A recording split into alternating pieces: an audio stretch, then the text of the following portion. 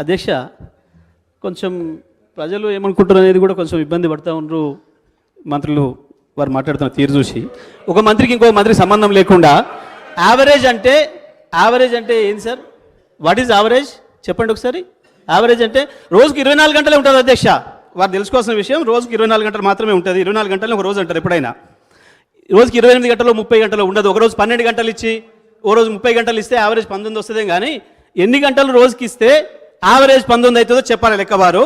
వారికి ఎవరికైనా అవగాహన ఉంటే ఈ మంత్రి గారా ఆ మంత్రి గారా ఎవరు చెప్తారో. లేదు అంటే మేము రాసిన శ్వేతపత్రమే అబద్ధమైన విషయం, అవాస్తవాలతో కూడుకున్న శ్వేతపత్రాన్ని రిలీజ్ చేసిన విషయాన్ని వాళ్ళు ఒప్పుకోవాలని నేను చెప్పి డిమాండ్ చేస్తా ఉన్నా అధ్యక్ష. జగదీశ్వర్ రెడ్డి గారు, మీరు పదే పదే గట్టిగా గొంతు తెరుచుకొని అరిస్తే అబద్ధాలు నిజం అయిపోవు. మేం చెప్తున్నాం 24 గంటలు ఎక్కడ మెన్షన్ చేయలేదని చెప్పాం. 24 గంటలు నువ్వు పవర్ ఇచ్చినట్టుగా నేను ఎక్కడ మెన్షన్ చేయలేదు. నువ్వు ఇవ్వలేదు కూడా మీరు మీరే మాట్లాడితే సభ తప్పుదో పట్టిస్తారు, రాష్ట్రాలు తప్పుదో పట్టిస్తారు. ఎవరో నీతి ఏ పేజీలో 24 గంటలు పవర్ ఇచ్చావు? ఏ పేజీలో ఎక్కడ మీరు రాష్ట్రంలో 24 గంటలు పవర్ ఇవ్వలేదు 24 గంటలు ఎక్కడ మీరు అబద్ధాలు పదే. అధ్యక్ష, మేము స్పష్టంగా మా పక్షాన్ని నుంచి డిమాండ్ చేస్తున్నాం. మీరు ఇప్పటికైనా మీ మంత్రులందరూ మాట్లాడుకోండి సార్, కూర్చొని ఎన్ని గంటలు ఇచ్చినామని మీరు చెప్పదలుచుకున్నారో స్పష్టంగా చెప్పండి. ఈ శ్వేతపత్రాన్ని మార్చుకొని మరొక శ్వేతపత్రం అయినా విడుదల చేయండి.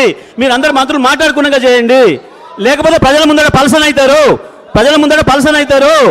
అధ్యక్ష, ఒకటే అధ్యక్ష, భట్టి గారు కావచ్చు, శ్రీధర్ బాబు గారు కావచ్చు, ఈ సభలో ఇక్కడ ఉన్నారు గత 5 ఏళ్ళు కూడా. ఒక్కరోజైనా వాళ్ళకు ప్లకార్డు పట్టుకునే అవకాశం ఇచ్చినమా, ఆ కష్టం ఇచ్చినమా? ఇవ్వలేదు. ఒక్కరోజు కూడా వాళ్ళ రకం కష్టపెట్టలేదు.